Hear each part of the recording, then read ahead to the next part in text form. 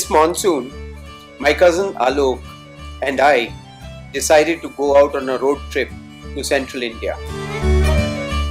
The motivation was to check out some of those UNESCO sites which I had never had a chance to visit earlier.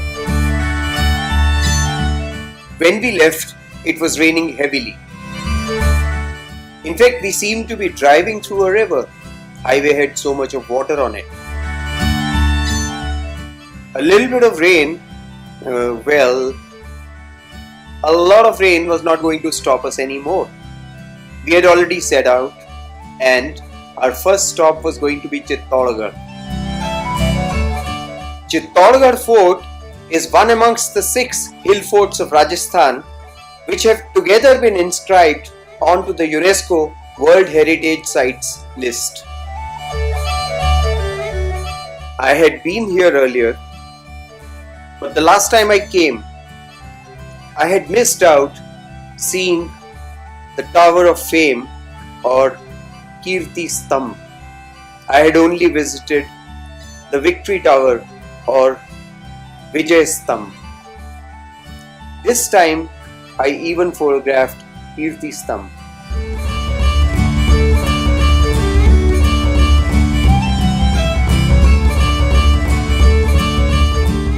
Our next stop was going to be Mandu in Madhya Pradesh. Before we entered Mandu, we came across Kakra Khoh, a scenic waterfall that is a popular picnic spot for people around.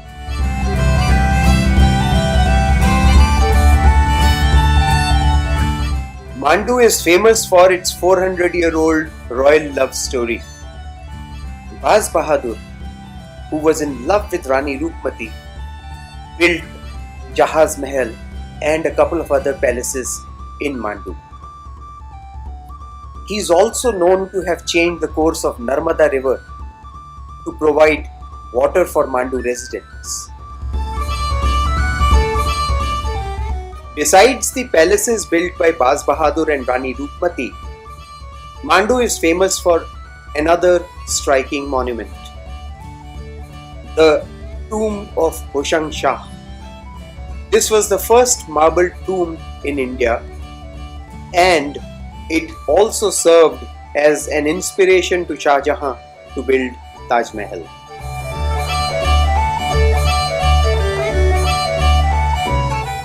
We saw monsoon magic. We saw lotus ponds. But what took our breath away was the panoramic vista of central India from the vantage of Sahyadri range.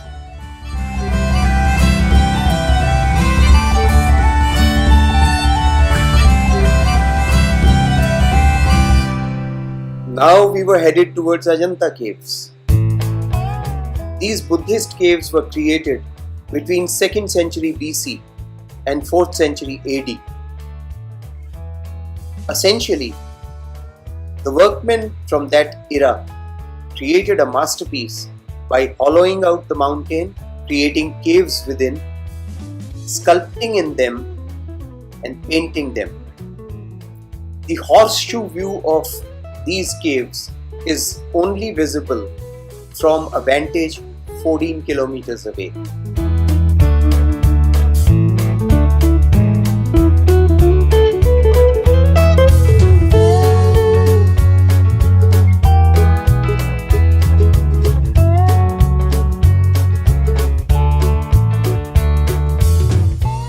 Ajanta is a cluster of 27 caves, all Buddhist. Cave number 1 has the painting which today has become the icon of Ajanta. Our next stop was ELLORA Caves. These caves were sculpted between 600 and 1000 AD. Besides Buddhist caves, this complex also has Hindu and Jain caves.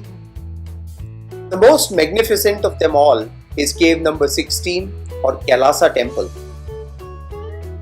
This is the largest monolithic stone temple that has been carved out of a single mountain.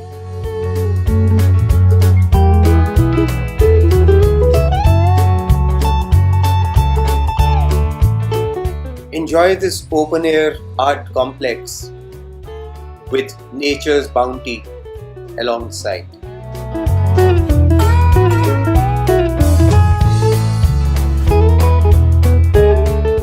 While exploring the region, we also saw India's thrust on renewable energy. Check out these solar panels and these windmills.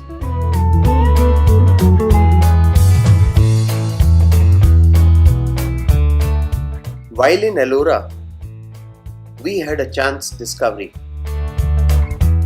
We realized the tomb of Aurangzeb, the Mughal emperor, was close by in Kuldabad. So we visited the tomb and photographed it.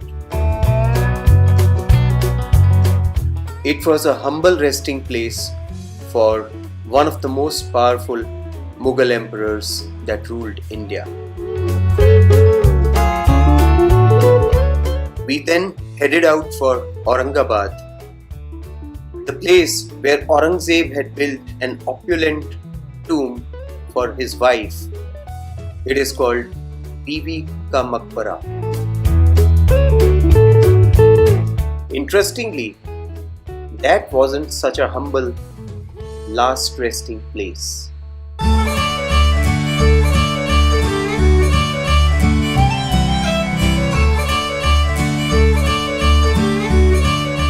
Our next night halt was Indore.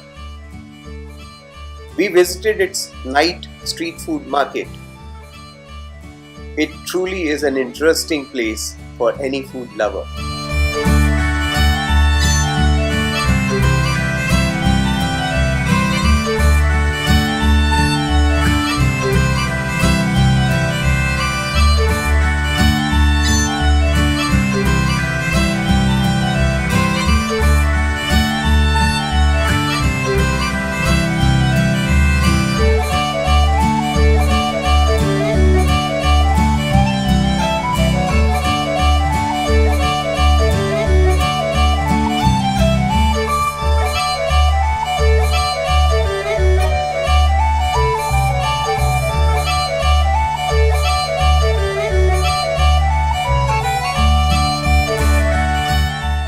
From Indore, we were heading towards Bundi, but we decided to stop over at Jhalawar to see Gagron Fort, one of the 6 hill forts of Rajasthan which have been together inscribed on the UNESCO list.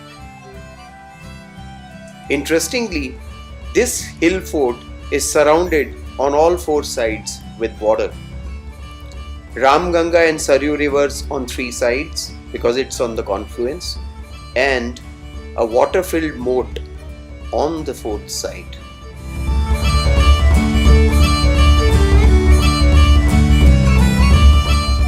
Next stop, Bundi. Here we wanted to check out Taragarh Fort, Garh Palace and a couple of step wells.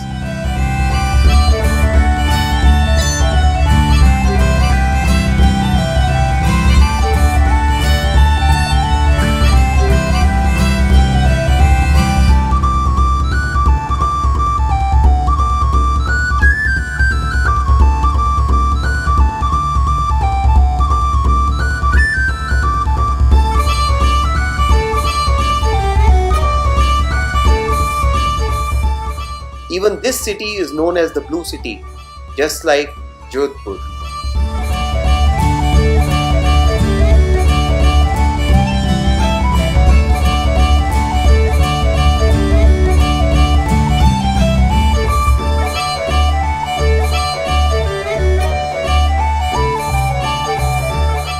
It was a 2,975 kilometer road trip. Some bad stretches of roads were expected. Here is one. But then, thankfully, despite monsoons, the total cumulative bad stretches of roads amounted to less than 100 kilometers.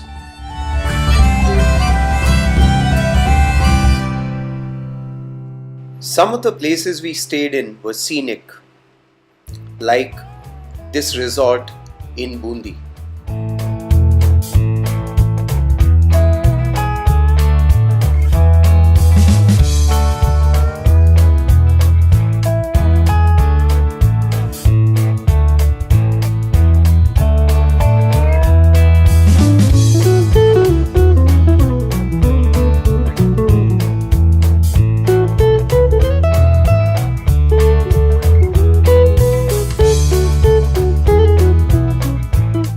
I was looking forward to my visit to Bhimlath Falls near Bundi. Despite monsoons, the water flow was not very good.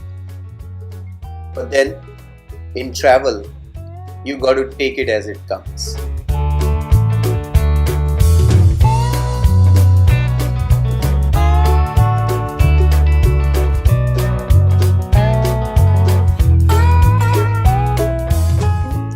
Throughout the trip, chai stops were fun. We saw so many different ways of making tea. Wow!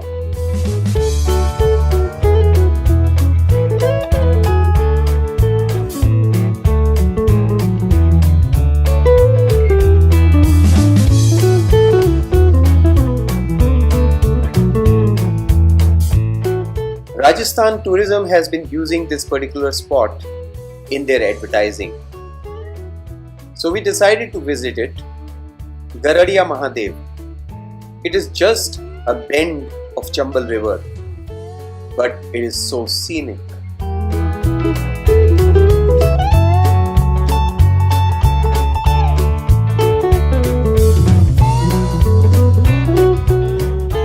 On our way to Toda Raisingh, we came across a 216 square kilometer surprise, Bisalpur Reservoir. It was a surprise because Rajasthan is considered to be a water deficient state, but this water body was huge.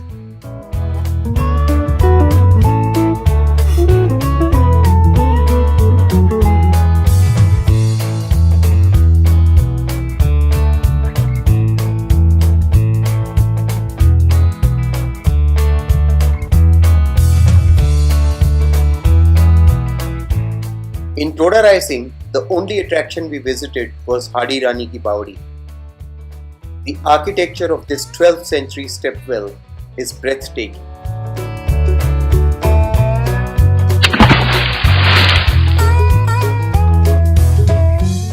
Here on, our planned road trip was over.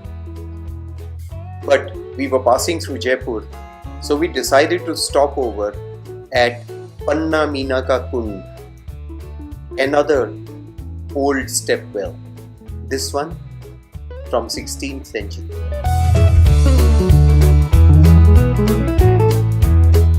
Though this trip has ended, I'm inspired to do more road trips through my diverse country. Let's see when the next one happens.